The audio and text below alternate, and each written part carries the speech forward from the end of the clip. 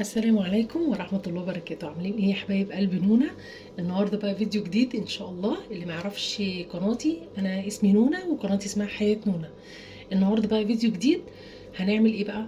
بص، هوريكم اولا مشتريات من الحاجات الناقصة من التوابل بتاعتي، وهوريكم النهارده ازاي هنعمل روتين في تنظيف الحاجات دي ونملى الحاجات الناقصه والكلام ده كله. وفي نفس الوقت هقول لكم على حاجه كويسه جدا تحفظوا بيها التوابل من غير ما تسوس منك في الصيف. بصي، لو عز الصيف كده مش هتسوس منك باذن الله، بس جربوا ان شاء الله الطريقه اللي انا اقول لكم عليها، واذن الله هتلاقوها الطريقه حلوه جدا واستفدتوا منها. بصوا بقى، اول حاجه كده دي ايه التوابل اللي انا بستخدمها في الاكل، يعني دي اللي بتبقى موجوده على الرخامه كده. خلاص، فانا دلوقتي هفضي كل ده كده. خلاص اهو، وهننضفها مع بعض وكل حاجه، متقلقوش يعني هنعمل كل حاجه مع بعض. هفضي بس الاول كله كده اهو زي ما انتم شايفين، عشان ننضف الحامل ده بتاع التوابل. هو بيتعلق بس انا ما بحبش اعلقه، بحب احطه كده ايه على الرخامه بشكله حلو. خلاص، اول حاجه هنعمل ايه؟ هنضفه. تعالوا بقى ننضفه كده مع بعض اهو. بصوا بقى، انا ايه اسهل حاجه عشان الخشب ما يبص، دي بخاخه كده فيها ميه وصابون وخل. خلاص، بس بتكتري الخل سنه يعني. فهرش كده اهو.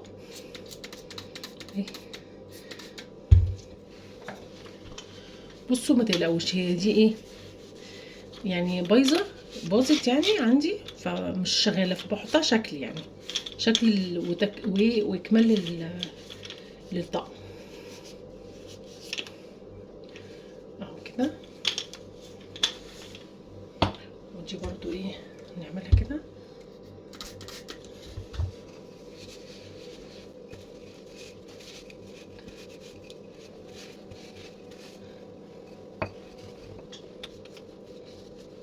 بس كده دول ايه نطفوا كده. نيجي بقى للحامل، تعالوا بقى نخش ايه كده اهو، شايفين اهو. نخش كده بقى ايه على حته كده ونعملها. طبعا لما تيجي تنضفي اي حاجه يا جماعه من فوق لتحت، عشان اللي انت لو نضفتي تحت هتيجي تنضفي فوق هيوسخ لتحت. فايه دايما تبداوا ايه باي حاجه ايه كده من فوق. برضو هناخد ايه هنا كده، خلصنا الجنب ده، ناخد بقى الايه الجنب اللي تحت.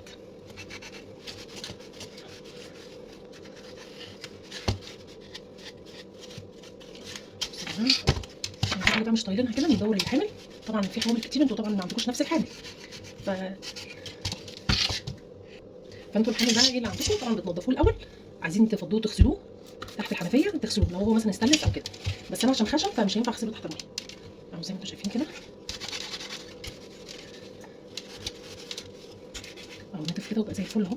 ناخد برضو ايه الجنب اللي تحت ده.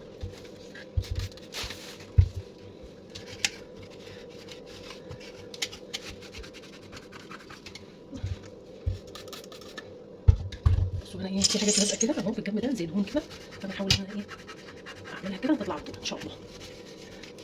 بس بقى ايه ما تفوتي الفيديو، ان شاء الله هنقول حاجات هتهمك قوي في التوابل، عشان في ناس كمان بتعاني من التوابل اهو، من اللي هو السوس اللي بيبقى في التوابل، وتقول انا بجيب حبه صغيره بس ايه بيسوسوا. لا، هي مش بحبه صغيره او كتير. اقول لكم على طريقه حلوه جدا وسهله في امكان الجميع ان هم يحافظوا ايه على التوابل اهو كده. ما احنا ايه نضفناه، نحط دي كده مكانها ودي كده مكانها. خلاص ايه هنسيبه بقى كده ايه دلوقتي. خلاص كده احنا كده الحمد لله نضفناه. تاني حاجه بقى ايه هوريكم. بصوا دول كمان عايزين يتنضفوا، مش كويسين خالص، عليهم تراب بس، شايفين اهو. فانا ما رضيتش انضفهم ايه غير معاكم. تعالوا بقى ايه نشوف الحاجات اللي كانت ناقصاني في التوابل، ايه هنشوفها مع بعض. بصوا يا جماعه، انا كان ناقص لي فلفل اسمر، بصراحه ما بستغناش عنه وبحطه في جميع الاكل، يعني جميع الاكل. بس لازم يعني انا بجيبه حصى كده وبعد كده بنقيه واطحنه انا. تمام. طبعا التوابل غلت دلوقتي جامد جامد جامد، فما تهدريش من التوابل. وبصي، وانا مش بقولك والله، بس انا جربت الطريقه دي، حافظت على التوابل، هتقعد معاكي فتره كبيره ان شاء الله من غير ما تسوس. فالطريقه دي مجربه، اصبروا بس شويه عليا. ايه هقول لكم المشتريات الاول. بس طبعا يا جماعه تنقوه قبل ما ايه تفرموا، يعني تطحنوه. خلاص. ودي برضو ايه توابل بهارات اهي، حلوه جدا وريحتها حلوه، لان انا جبت قبل كده بهارات ما كانتش حلوه الصراحه. خلاص. وايه تاني؟ وده سماق، جبت كده شويه صغننين، انا مش هقول اسعار ماشي عشان ايه ما تتخضوش بصراحه، لان التوابل غليت قوي. وده برضو كركم اهو، اهو جميل جدا بصراحه، الحاجه نظيفه وجميله اهو. لما لقيته حلو جبنا بقى ايه كده ربع وربع، تمن وتمن اهو. وايه تاني؟ وده كده جوز الطيب، غليت برضو دلوقتي الحبه ب10 يعني حاجات زي كده تمام. وده كمون اهو برضو حلو قوي بصراحه، التوابل نظيفه وجميله. اهم حاجه تشتري من حد موثوق منه وحاجته نظيفه وحلوه. ودي برضو الكزبره عشان ما عنديش كزبره خالص، يعني اكتر حاجه طبعا بنحتاجها الكزبره والكمون والفلفل الاسمر. برضو الكركم ده انا بحبه قوي، حلو قوي للمفاصل المفاصل بتوجعه ياخد كركم كده على اي حاجه صغيره يعني. خلاص. بصوا انتوا كده شفتوا بقى المشتريات ونضفنا مع بعض الاستم. تعالوا بقى اقول لكم دي التوابل يعني ايه اللي انا بستخدمها في المطبخ. طبعا هي مش كل التوابل، بس في توابل ايه انا شايلها. خلاص. فايه يعني دي التوابل اللي انا بستخدمها في المطبخ فكلها ناقصه. فتعالوا بقى نشوف ازاي انا بحفظ التوابل عشان ما تسوسش مني على طول واقول يا ريتني ما كنت جبت كتير، يا ريتني كنت جبت مش عارفه ب10، مع اني ما فيش حاجه ب10 الا حاجات بسيطه قوي، معلقه يعني. فتعالوا بقى نشوف ايه انا بحافظ على التوابل ازاي. تعالوا بصوا بقى، دي ضرفه التوابل، فايه هنفضيها كلها مع بعض ان شاء الله دلوقتي، واقول لكم برضو بنحافظ عليها ازاي. هفضيها بقى كده مع بعض واقول لكم ايه. بصوا بقى كده انا فضيت الضرفه خالص اهي من التوابل اللي فيها واي حاجه فيها، هنضفها بقى وارجع لكم تاني. بصوا بقى انا كده نضفتها الحمد لله. تعالوا بقى نشوف هنعمل ايه تاني. بصوا بقى دي ايه التوابل اللي كانت في الضرفه ذات نفسها. خلاص. هتلاقوا بقى ايه محطوطه في علب عسل، علب صلصه اهي كده. اي بطرمان بيفضى خلاص انا ايه يعني بشيله بحتاجه في التوابل. خلاص كده، يعني لو عندك بطرمانات زي دي هتقدري تستفيدي منها. طيب تعالوا بقى نشوف كمان هنفضي ايه، واقول لكم برضو في الاخر بنحافظ عليها ازاي. تابعي معايا الفيديو وان شاء الله ايه هتشوفي بحافظ على التوابل ازاي من غير ما تسوس منك. يعني بصوا يا جماعه، دي اللي بحتاجها في المطبخ، واللي في الضرفه دي اللي في البطرمانات دي اللي انا ايه مثلا بشيلها بشيلها وايه، ولو عايزه منها بملى من ايه منها يعني. خلاص. فاول حاجه كده بقى اولا هشوف الايه الحاجات اللي عندي. دي بابريكا، هنا مفيش بابريكا يعني انا هنا مش حاطه بابريكا، حاطه بس البابريكا في ايه في الضرفه. فحاول حاجه كده هنضفت معاكم اهو زي ما انتم شايفين كده. هنضف الاول البطرمانات عشان اللي هحطه في الضرفه هحطه، ولو في حاجه افضيها، بس انا مش هفضي البابريكا دلوقتي غير ما اخلص القديمه دي. خلاص. وده برضو ريحان، اشوف ايه الريحان عندي.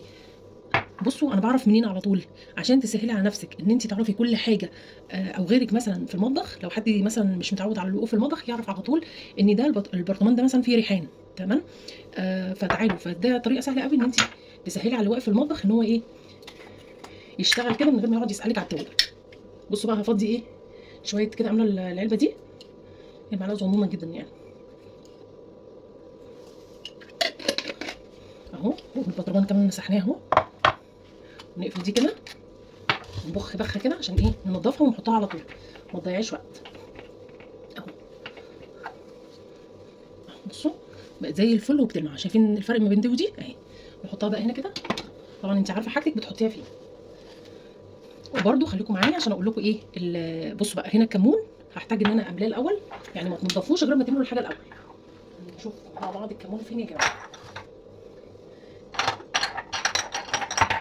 بصي بقى الكتابه دي بتسهل عليكي كل حاجه الصراحه، يعني بتجيبي الحاجه على طول، عشان في توابل بتبقى شبه بعض. استنوا كده، في اين الكمون؟ فين الكمون يا جماعه؟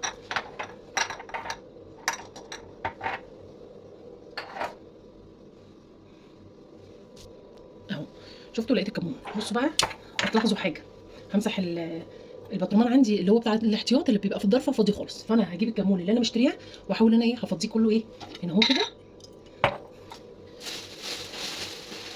فدي يا جماعه طريقه سهله جدا جدا، حلوه قوي ان انت تتعاملي مع التوابل بتاعتك. تحطي الحاجه اللي انت بتستخدميها بره والزياده في ضلفه كده، ولو ناقص تملي منها. خلاص انا اهي اهو.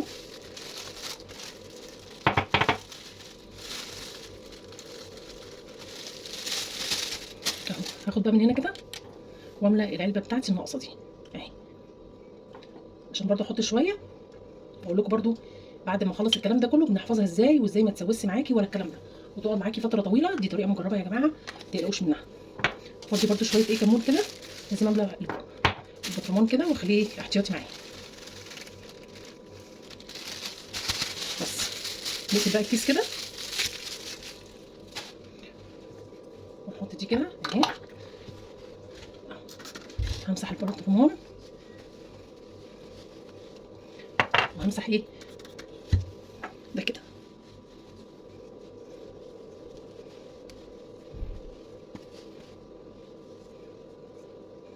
اهو الكمون اهو ده مكانه هنا اهو.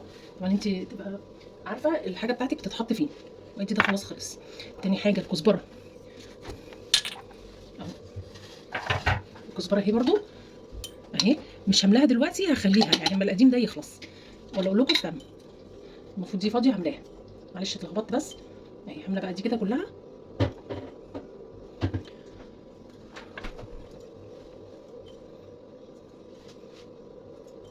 اهو بصي ما دام بقى البطرمان هيفضى منك امليه.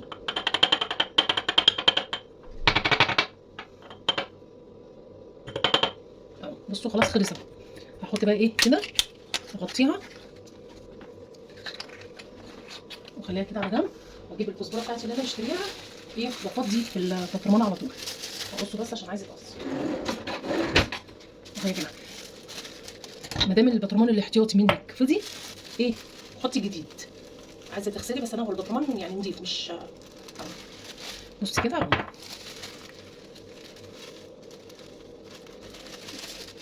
نحط بقى كمان المعلقه بتاعتها كده فيها. ونعمل ايه كمان دلوقتي؟ هنقفل بقى الكيس ده، في باقي في الكيس هقول لكم ايه هوديه فين دلوقتي. اهو اهو خلاص. هعمل ايه بقى دلوقتي؟ همسح البطرمان كده اهو،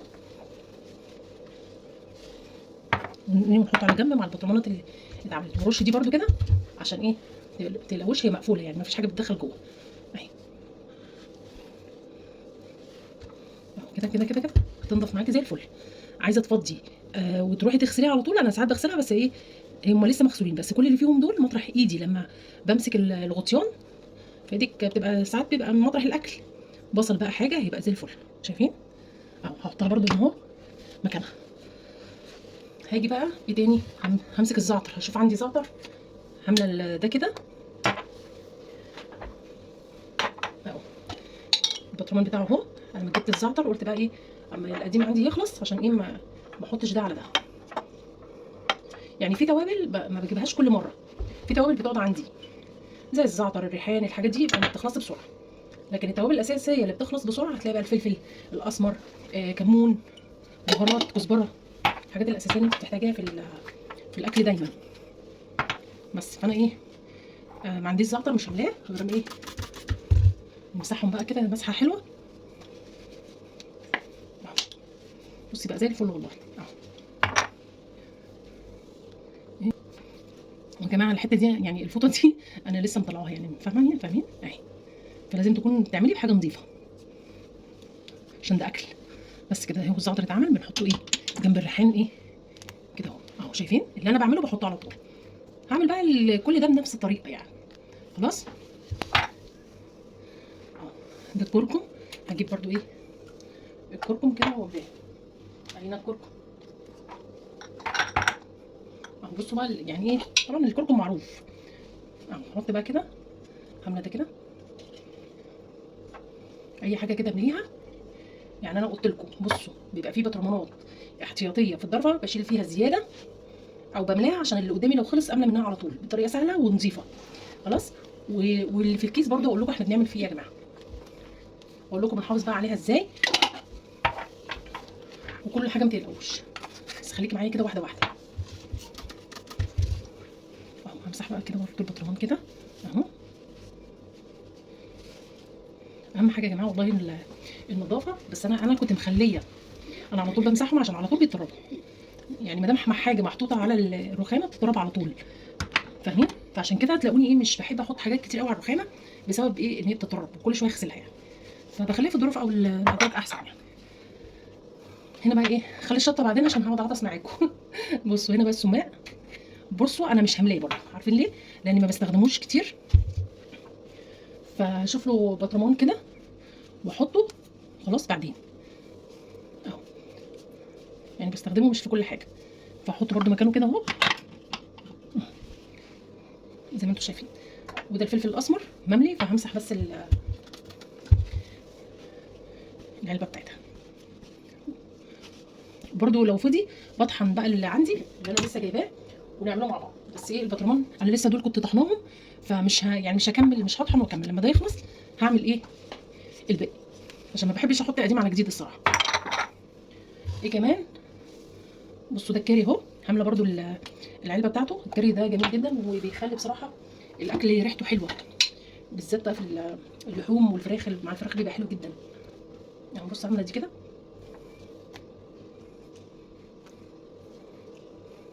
ريحته مش عايزه اقول لكم تحفه.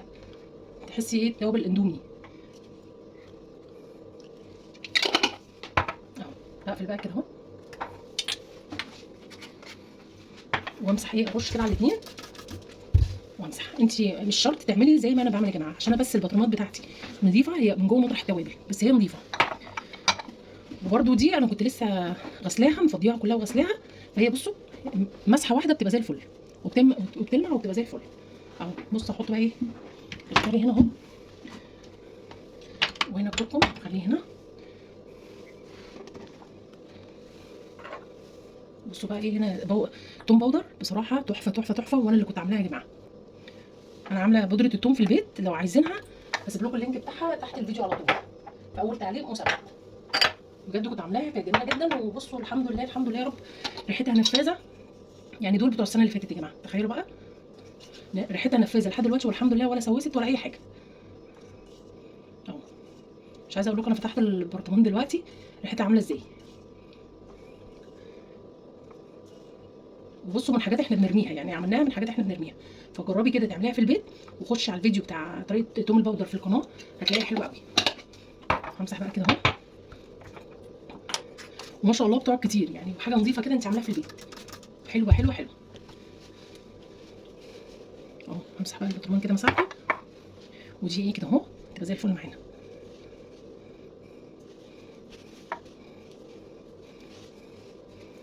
اهو. خليها دي كمان. ده اللي هو الروزماري قصدي. همسح برده كده. انا مش هملاه، هو في كتير يعني. بقول لكم في حاجات انا ما بملاهاش، ما بحبش احط قديم وجديد، وفي نفس الوقت في توابل ما بحتاجهاش على طول. وادي البطرمان بتاعه همسحه مسحه برده ونضيف زي الفل اهو واحطه. ناقص بقى معانا البهارات فاضيه خالص، فانا ايه اهو هجيبها هنا البهارات. بص بقى هحاول افضي دول شويه القدام اللي عندي، فهحطهم كده اهو. عايزه اقول لكم عايزه اعطس اهو. بصوا البهارات دي البهارات اللي هي العاديه اللي احنا بنستخدمها، مش ال7 بهارات اهو. انا برده مش هكمل دي غير اما تخلص القديمه خلاص. هجيب بقى الكيس اللي انا مشترياه وهفرغ منه البهارات.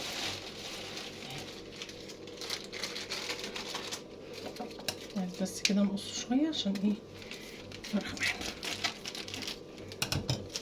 يا رب تيجي كلها، هتيجي ان شاء الله. بس وشكوا حلو عليا.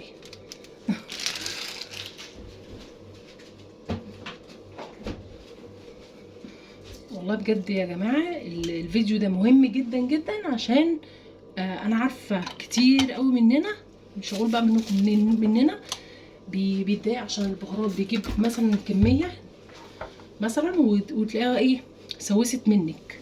مسحت البطرمان اهو. لا ان شاء الله جربي الطريقه دي باذن الله، والله بجد مش هتسوس منك وهتدعي.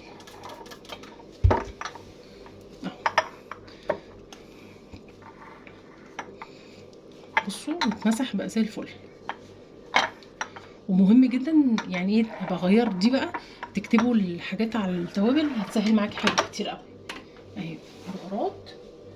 تعالوا بقى للشطه اللي احنا هنعطس للصبح. الشطه دي اصلها حراقه، عامله بقى دي عشان دي فاضيه خالص.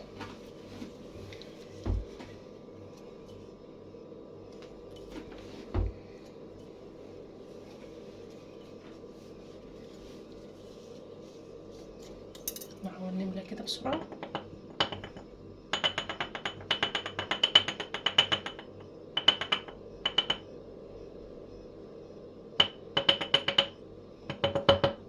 فضيت خالص. خلاص بقى هاخد ده اغسله عشان مش جايبه شطه.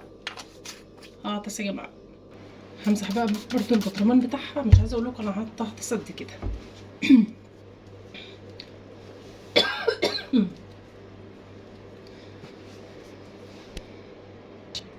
تعالوا بقى بصوا كده ايه ملينا اهي كل التوابل هوريها لكم.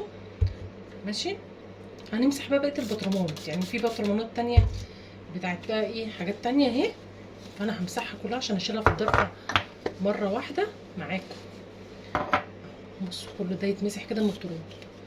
بصوا حتى مرقه الدجاج انا حطاها في علبه كده في بطرمان اهو. مسحنا كل الحاجات دي اهي.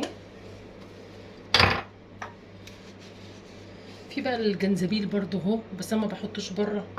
في قرنفل اهو، بس انا ما بحطش برضو. ودي شاورما بتاعت الشاورما، توابل شاورما يعني ايه. في حاجات انا بقى ايه.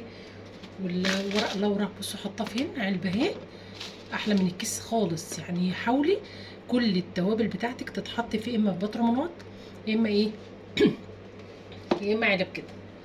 بس يستحسن التوابل في بطرمانات ازاز كده. خلاص يا جماعه توابل ازاز. هقول لكم بقى ازاي تحافظوا عليها بطريقه ما تخليهاش تسوس. احنا كده خلصنا حاجاتنا. هقول لكم بقى بصوا.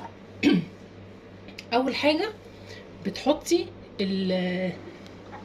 التوابل بتاعتك اللي انت بايه بتحتاجيها بره كده. خلاص.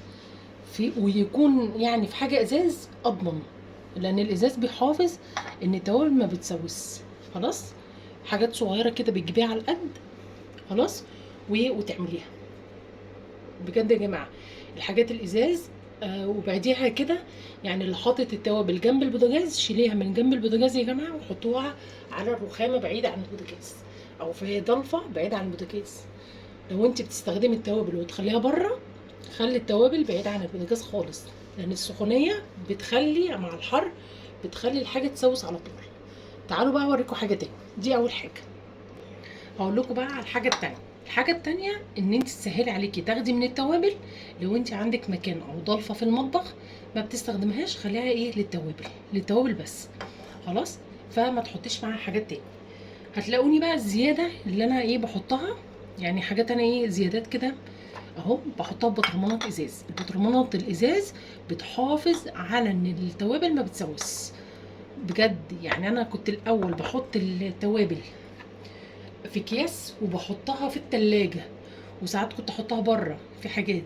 بس بجد من ساعه انا بقالي سنين بجد بعمل الطريقه دي، والحمد لله الحمد لله الحمد لله يا رب حلوه جدا. والتوابل ولا بتسوس معايا ولا اي حاجه. بتخلص بجيب غيرها. في حاجات زياده عن الحاجات دي، يعني دي حاجات قديمه مش هحط عليها حاجه جديده. بستنى لما تخلص خالص واحط ايه الجديد اللي انا جايباه. طيب ده كده فهمنا ازاي ما تسوسش معاكي. الزياده حطيها ببرطمانات ازاز كده. عايزه تحطيها في التلاجة عادي مفيش مشاكل. عايزه تحطيها بره ما عندكش مكان في التلاجة وعايزه تحطيها بره حطيها بره. الحاجات دي كلها كانت بره في الضرفه، وجوه ضرفه الحمد لله انتوا جايباها معاكم خلاص كده. طيب لو في بقى زيادات عن الحاجات اللي بره وعن الحاجات دي احطها فين؟ حاجات زي كده اهي احطها فين دي الزياده؟ خلاص احطها فين؟ احطها في التلاجة في درج كده، او او من تحت كده في رف كده من تحت، وخليها في كيس كده او في علبه. اقول لكم برضو انا عاملاها ازاي.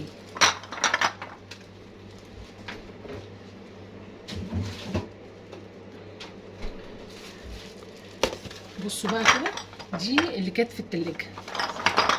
بصوا دي اللي كانت في التلاجة حاطه فيها اهو.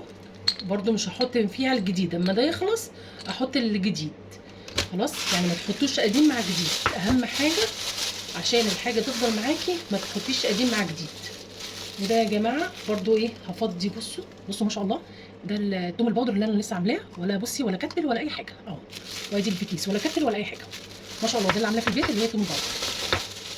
خلاص كده اهو. فانت لو عندك باسكت كده اهي ويكون كمان احسن ايه. دي بقى ايه بابريكا. فالبابريكا دي حاجات في الثلاجه. البابريكا دي بقى انا ممكن ايه افضيها، ودي افضيها. دايما انت ايه تشوفي اللي عندك اهو. اشيل بقى كده وافضي البابريكا معاكم مع بعض اهي. البابريكا دي من نفس البابريكا اللي هي دي، فمش هحط الجديده. مش عارفه انا جايبه بابريكا جديده ولا لا. والله الواحد بينسى. لا مش جايبه. فانا هفضي البابريكا دي كلها هنا اهو. هي كده كده نفس البابريكا، فهفضيها كده اهي. فلو انت عملتي بجد الخطوات دي مش هتندمي وهتدعي، بس ما تنسينيش غير الدعوه اهي اهو. كده هنرمي الكيس بقى. بصوا ده برده ايه اللي هي ملح الليمون والبيكنج اللي هي كربونات الصوديوم برده هفضيها خلاص. فهجيب بقى الباسكت بتاع اللي هو في الثلاجه، احط ايه دول كده، احط بقى الحاجات دي كده اهو عشان ابقى عارفه ايه اللي موجود، او هخليها في الكيس زي ما هي كده عشان ما تعملش ريحه في الثلاجه اهو.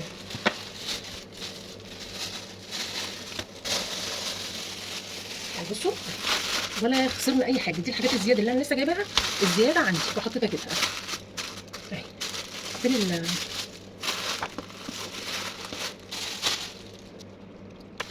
وده كمان احطه كده في الثلاجه اهو خلاص. بس يخلص احط الباقي. كده كده التاني محطوط في الثلاجه خلاص. هحط بقى ايه، هرص الحاجات دي كده كلها في الثلاجه، وقصدي في الضرفه، واشيل ده في الثلاجه خلاص مش عايزين. فهمتوا ازاي الحاجه اللي انت بتستخدميها بتحطيها ايه بره كده على الرخام.